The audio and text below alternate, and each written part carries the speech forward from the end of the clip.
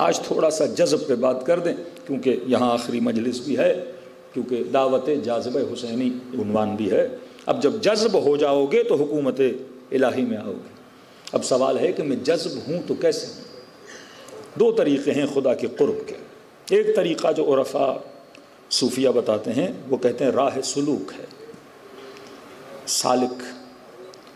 یہ صوفیہ عرفاء ان کی کتابیں آپ پڑھیں گے تو ایک پوری ٹریننگ ہے کہ انسان سالک کیسے بنے، انسان سلوک پروردگار عالم کو کیسے اختیار کرے۔ تو سلوک کی جو سب سے پہلی شرط ہے وہ یقظہ کی شرط ہے۔ مطلب انسان سالک بن ہی نہیں سکتا جب تک یہ بیدار نہ ہو جائے۔ ایک عابد، ایک زاہد اگر کسی کو راہ خدا پہ لانا چاہتا ہے، سب سے پہلے کیا کرتا ہے؟ بیدار کرتا ہے۔ مولا فرماتے ہیں نا، لوگ سوئے ہوئے ہیں، یہ جاگیں گے کب؟ جب ان کو موت آئے گی۔ ہاں، ابھی یہ سوئے ہوئے ہیں، یہ خواب غفلت میں ہیں، ان کو نہیں پتا کہ ایک دن ہمیں بھی موت آنی ہے۔ تو پہلی منزل ایک سالک کی یہ ہوتی ہے کہ وہ بیدار ہو جائے۔ ذکر خدا کیا ہے؟ بیداری کی نشانی ہے کہ ایک بندہ صبح سے شام تک تسبیح پڑھ رہا ہے، مطلب یہ کیا ہے؟ خود کو بیدار کر رہا ہے، یہ خود کو حضور خدا میں محسوس کر رہا ہے کہ عالم محضر خداست، کہ عالم کس کا محضر ہے؟ اللہ کا محضر ہے۔ جب انسان بیدار ہوتا ہے وہ انسان کبھی بھی گناہ کے قریب نہیں جاتا ہے۔ ہاں، جب ہم سو جاتے ہیں، سونا صرف یہ نہیں کہ آنکھیں بند ہو جائیں، جب انسان خواب غفلت میں بھی جاتا ہے گویا کیا ہے؟ سو رہا ہے۔ تو کہا پہلی منزل یقظہ کی منزل ہے، بیداری کی منزل ہے۔ دوسری منزل کیا ہے؟ فرمایا دوسری منزل استغفار کی منزل ہے، کہ جب انسان بیدار ہوتا ہے تو پھر وہ کثرت سے اللہ کی دربار میں توبہ کرنا شروع کر دیتا ہے۔ شاید اکثر کے ذہنوں میں سوال ہو کہ معصومین اتنی توبہ کیوں کرتے تھے، جبکہ معصوم ہے، گناہ سے پاک ہے، زندگی میں گناہ کا تصور بھی امام کے وجود میں نہیں آتا، تو پھر وہ مولا استغفار کیوں کر رہے ہیں؟ اتنا رو رہے ہیں کہ یہاں کے بڑے بڑے گنہگار بھی نہیں روتے، پوری رات اللہ کی دربار میں گریا کرتے ہیں۔ امیر المؤمنین کی استغفار سنیں، ابو حمزہ سمالی چوتھے امام سے منقول کی استغفار سنیں، خود امام حسین کی دعائے عرفہ سنیں میدان عرفہ میں، کہ سیدہ فرماتی ہیں آخر میں جو یا رب کے جملے ہیں کہ اتنی مرتبہ حسین نے یا رب کہا کہ گویا غش کھا کے زمین کے اوپر آ گئے۔ اب یہ اہل بیت علیہ الصلوۃ والسلام جنہوں نے زندگی میں کوئی گناہ نہیں کیا، اتنی استغفار کیوں کر رہے ہیں؟ تو اہل سلوک فرماتے ہیں کہ استغفار صرف اس لیے نہیں ہوتی کہ انسان گنہگار ہے، استغفار دلیل ہے کہ جو استغفار کر رہا ہے وہ کتنا بیدار ہے۔ استغفار انسان کے جاگنے کی دلیل ہے۔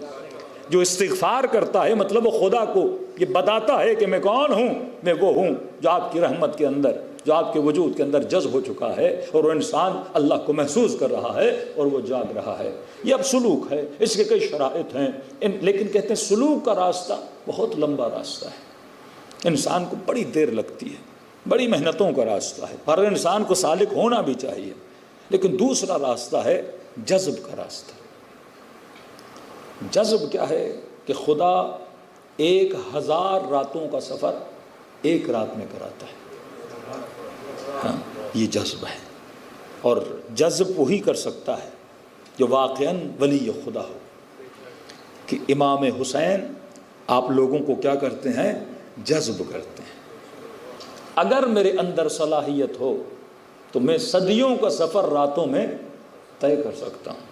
اگر انسان کے اندر تڑپ ہو تو انسان صدیوں کا سفر راتوں میں طے کر سکتا ہے۔ آغا طباطبائی صاحب کتاب المیزان، تفسیر المیزان فرماتے ہیں جب میں نجف گیا 20-21 سال کا تھا، تو کہتے جب امیر المومنین کے حرم میں گیا تو میں نے کہا مولا میں یہاں غریب الوطن ہوں اور یہاں آیا ہوں، جتنی دولت و معرفت چاہیے تو لہٰذا میں آپ ہی کے در سے کیا کروں گا؟ حاصل کروں گا۔ کہتے اس وقت دعا کر رہا تھا اور دل سے دعا کر رہا تھا، خلوص سے دعا کر رہا تھا کہ مولا مجھے کیا کریے؟ عطا کریے۔ کہ جب دعا کر رہا تھا تو محسوس کیا کسی نے میری پیٹھ پہ ہاتھ رکھا۔ کہ ایک بوڑھا بزرگ تھا، سید بزرگوار تھے، انہوں نے کہا کہ طباطبائی اگر دنیا چاہیے تو نماز شب پڑھو، آخرت چاہیے تو نماز شب پڑھو۔ کہتا اس نصیحت پہ میں نے زندگی میں عمل کیا اور واقعاً خدا نے مجھے دونوں چیزیں کیا کیں؟ عطا کیں۔ جذب ہونا چاہتے ہو تو آپ کے وجود کے اندر وہ تڑپ ہونی چاہیے، پھر امام حسین کا کام ہے وہ اپنی طرف آپ کو جذب کیسے کرتے ہیں۔ جناب وہب قلبی، جناب زہیر جو راہ حسین پہ آنا ہی نہیں چاہ رہا، لیکن ایک ملاقات حسین نے زہیر کو کیا کر دیا؟ جذب کر دیا۔ ایک ملاقات حسین نے حر کو کیا کر دیا؟ جذب کر دیا۔ ایک ملاقات حسین ابن علی نے وہب کی ماں کو کیا کر دیا؟ جذب کر دیا۔ تو یہاں پہ وہ جاذبہ ہے کہ انسان جب فرش عزا پہ آتا ہے وہ کئی سالوں کا سفر راتوں میں طے کرتا ہے، اور یہی وہ راہ ہے جو انسان کو بہت جلدی کس سے ملاتی ہے؟ پروردگار عالم سے ملاتی ہے۔ کتنے واقعات میں نے ممبر سے پڑھے، رسول ترک کا واقعہ ہے، علی گنداب کا واقعہ ہے، کیسے کیسے جوان تھے جو کتنے کتنے گناہوں میں ڈوبے ہوئے تھے، ایک رات میں امام حسین نے انہیں نیک و صالح بنا دیا۔ تو یہ وہ راستہ ہے۔ کیوں کہا یہ ایک قطرہ جہنم کو بجھانے کی طاقت رکھتا ہے؟ کیونکہ اس میں قدرت جذب ہے۔ اگر آپ کے اندر وہ تڑپ ہو تو آپ ایک رات میں بھی وہ سفر طے کر سکتے ہو۔ اور آپ کہیں مولانا کیا ایک رات میں اتنے سالوں کا سفر طے ہوتا ہے؟ تو کہ پڑھ قرآن، انا انزلناہ فی لیلۃ القدر، لیلۃ القدر خیر من الف شہر۔ یہ رات کتنے مہینوں سے افضل ہے؟ 1000 مہینوں سے۔ اب 1000 مہینوں کو ملٹیپلائی کرو 30 ڈیز سے تو سنو گے کتنے سال بنتے ہیں؟ 82 ایئرز بنتے ہیں، کہ ایک رات 82 سال کی عبادت کے برابر ہے۔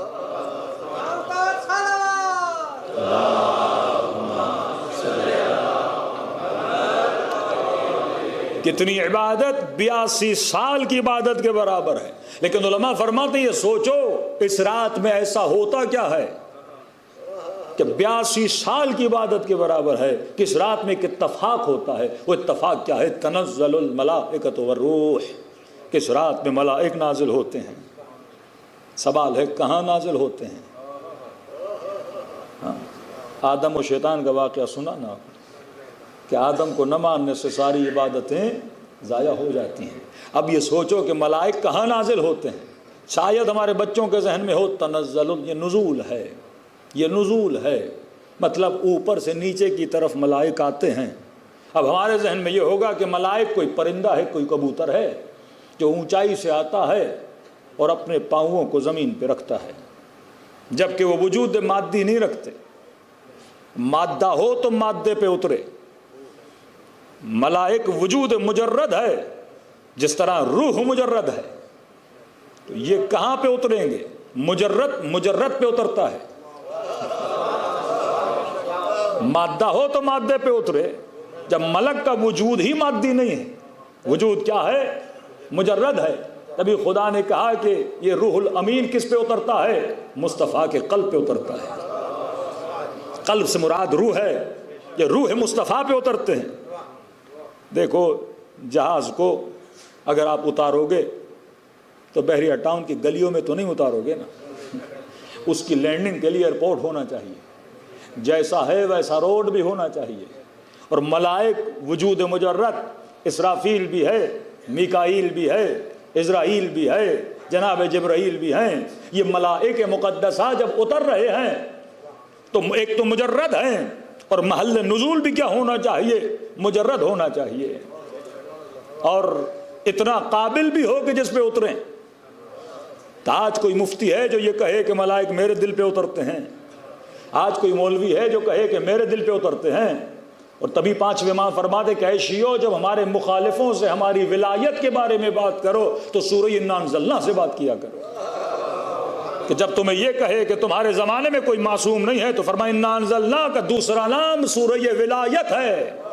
ایک نام سورہ انا انزلنا ہے، دوسرا نام سورہ ولایت ہے۔ فرمایا اس سے محاجہ کیا کرو، مناظرہ کرنا ہو تو سورت کے ذریعے سے کیا کرو، اور پوچھا کرو کہ تنزل الملائکۃ والروح، یہ ملائک اور روح اترتا ہے تو کہاں اترتا ہے؟ مصطفیٰ کے زمانے میں نہیں، صیغہ مضارع ہے، مطلب ہر سال یہ ملائک نازل ہوتے ہیں۔ تو سوال تو بنتا ہے آج رسول خدا کائنات میں نہیں ہے تو یہ کس قلب مطہر پہ اترتے ہیں؟ تو اتنا تو ماننا پڑے گا کہ آج بھی کوئی روح مقدس ہے جس کے دل پہ ملائک نزول فرماتے ہیں۔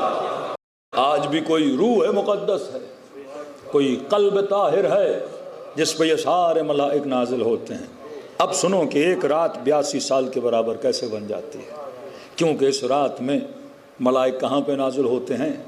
رحمتیں کس پہ نزول فرماتی ہیں؟ حجت خدا پہ نزول فرماتی ہیں۔ اب جب آپ عبادت کرتے ہو تو کس کے شبیہ بنتے ہو؟ حجت خدا کے شبیہ بنتے ہو عبادتوں میں۔ اب جو رحمتیں اس پہ نازل ہو رہی ہیں ان رحمتوں کو خدا ان بندوں پر بھی بھیج دیتا ہے، لیکن کس کے صدقے میں بھیجتا ہے؟ حجت خدا کے صدقے میں بھیجتا ہے۔ اگر لیلۃ القدر سے حجت کو نکال دو تو یہ ایک رات وہی معمولی رات ہے، کیونکہ تعلق حجت خدا سے ہے۔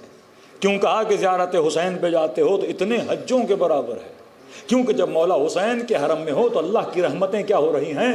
نازل ہو رہی ہیں۔ تو معصوم کے واسطہ فیض کی وجہ سے خدا بندے کو کیا دیتا ہے؟ ثواب دیتا ہے۔ وہ گویا آپ کی نماز نہیں ہوتی، وہ آپ کو نماز حسین کا ثواب دے رہا ہے، کیونکہ وہاں پہ 70,000 ملائک نازل ہوتے ہیں اور وہاں پہ زیارت حسین پڑھتے ہیں، تو آپ بھی ان کی زیارت میں کیا ہو جاتے ہو؟ شامل ہو جاتے ہو۔ کیوں کہا کہ اس چھت کے نیچے دعا مانگو تو پتہ نہیں قبول ہو کہ نہ ہو، لیکن کہا حسین کے قبے کے نیچے دعا مانگو گے تو دعا مستجاب دعویٰ ہے۔ کیا ہے اس قبے کے نیچے؟ حجت خدا کا بدن ہے، حجت خدا کا وجود ہے، ملائکۃ اللہ وہاں پہ موجود ہیں۔ تو ہمارے اوپر جتنے فیوزات ہوتے ہیں تو کس کی وجہ سے ہوتے ہیں؟